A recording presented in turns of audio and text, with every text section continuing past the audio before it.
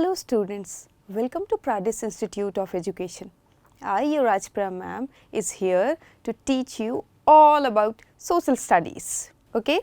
So, अब हम target करने वाले हैं टर्म 2 के सिलेबस को, यानी कि जो टर्म 1 अब हमारा ख़त्म हो चुका है और हमें प्रिपरेशन स्टार्ट करनी है टर्म 2 की, तो अब हम टर्म 2 के एग्जामिनेशंस के सिलेबस को टारगेट करने वाले हैं. ओके, सो आई होप आपका टर्म 1 बहुत अच्छा गया हो और आप टर्म 2 के लिए बिल्कुल रेडी हो.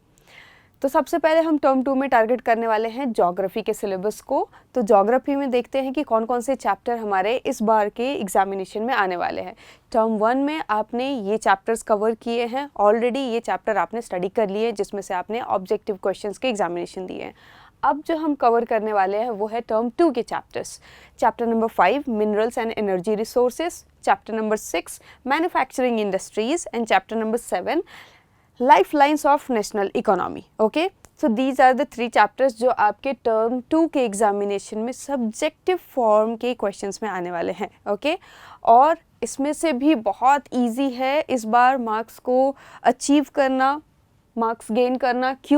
क्योंकि जो 5th चैप्टर है वो कम्प्लीटली मैप वर्क के फॉर्म में आने वाला है, यानी कि इस चैप्टर में से थ्योरेटिकल पार्ट आपके बोर्ड एग्जामिनेशन में नहीं आने वाले हैं. स्कूल के इंटरनल पीरियोडिक एग्जामिनेशन के लिए, पीरियोडिक टेस्ट के लिए आपको इस चैप्टर को स्टडी करना है. ऑफ कोर्स वो हम बाद में देखेंगे, बट अभी इस क्लास में हम टारगेट करने वाले हैं बोर्ड एग्जामिनेशंस के जो टोटल हमारा सिलेबस है उसको. ओके, तो बोर्ड एग्जामिनेशन के लिए हमने सबसे पहले पिक किया है इस चैप्टर के मैप वर्क को. तो आज की क्लास में हम देखेंगे इस चैप्टर का मैप वर्क.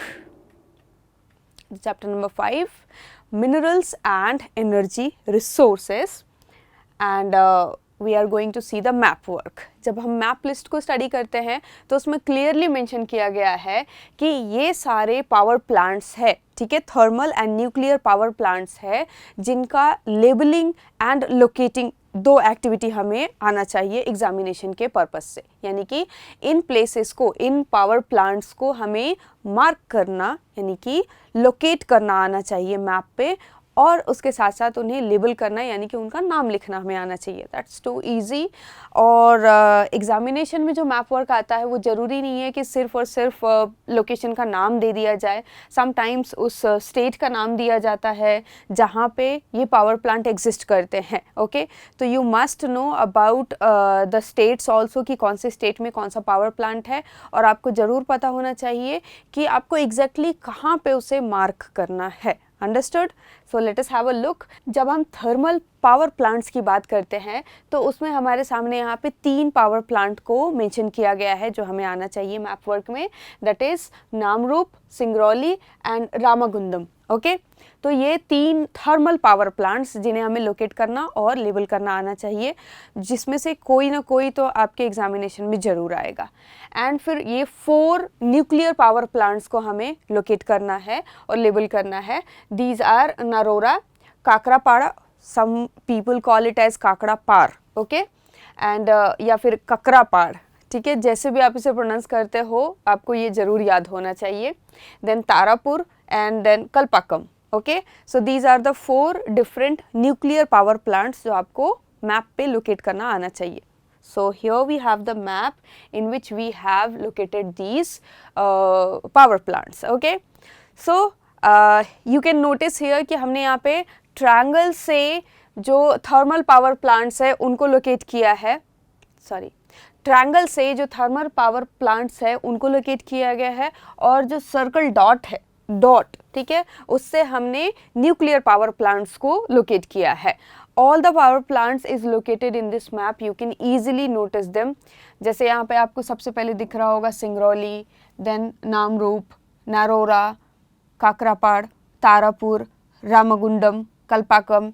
ये सारे 7 फीचर्स जो पावर प्लांट्स में से आपके एग्जामिनेशन में आने वाले हैं वो मैप में यहाँ पे मेंशन किए गए हैं.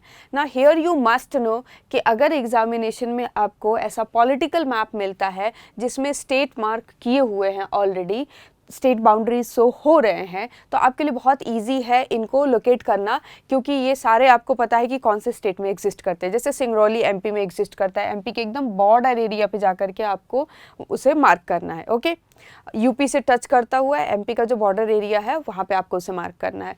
लेकिन अगर एग्जामिनेशन में आपको सिर्फ आउटलाइन मैप मिलता है इंडिया का, जो कि मोस्टली मिलता है, प्रोबेबिलिटी जिसकी ज़्यादा होती है मिलने की, आउटलाइन मैप मिलता है, फिर थोड़ा सा डिफ़िकल्ट हो जाता है इनको एग्जैक्टली प्लेस करना।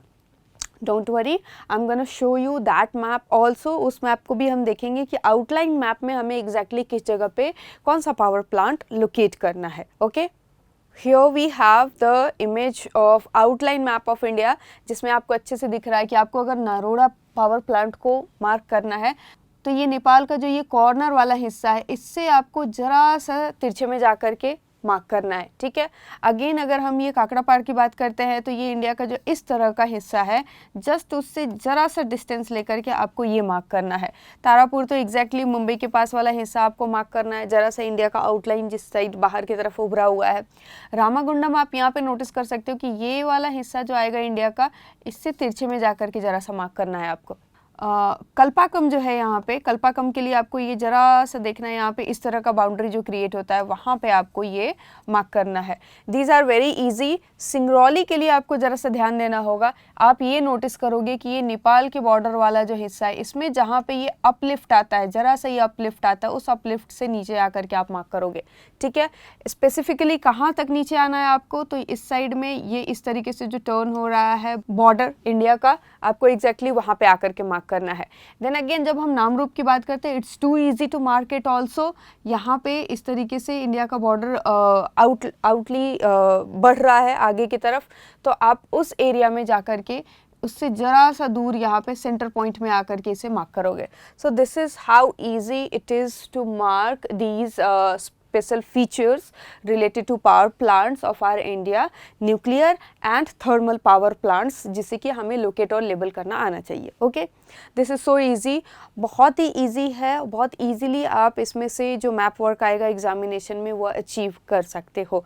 सो I hope you have understood how to locate and mark these power plants and thermal power plants and nuclear power plants specifically if we say आपको मार्क करना आना चाहिए। रिमेंबर, एग्ज़ाम में जो क्वेश्चन आएगा ज़रूरी नहीं है कि आपको बोल दिया जाए कि mark the Singrauli power plant in outline map of India. हो सकता है ये बोला जाए mark that power plant which is located in Madhya Pradesh state of India and which is a thermal power plant. Okay, या फिर इस तरीके से पूछ सकता है कि mark the thermal power plant located in Madhya Pradesh state of India.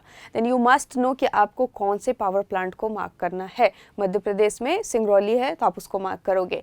उसी तरीके से मुंबई में कौन सा पावर प्लांट है और वो किस तरह का पावर प्लांट है, थर्मल है या फिर न्यूक्लियर है। सो यू मस्ट रिमेंबर कि जो महाराष्ट्र में है वो तारापुर वाला है और वो न्यूक्लियर पावर प्लांट है। ठीक है, तो आपको स्टेट और आपको किस तरह का वो पावर प्लांट है, कौन सा एनर्जी सोर्स पे बिलोंग करता है, वो आपको पता होना चाहिए, तभी आप स्पेसिफिकली उसको करेक्टली मार्क कर सकोगे। So this was about the map work of chapter number 5 जो आपके बोर्ड एग्जामिनेशन में आने वाला है। आई होप आपको बहुत इजीली ये समझ में आ गया होगा। बहुत छोटा सा, बहुत इजी सा ये टॉपिक था। नेक्स्ट वीडियो में हम नेक्स्ट टॉपिक को पिक करेंगे। Till then, thank you.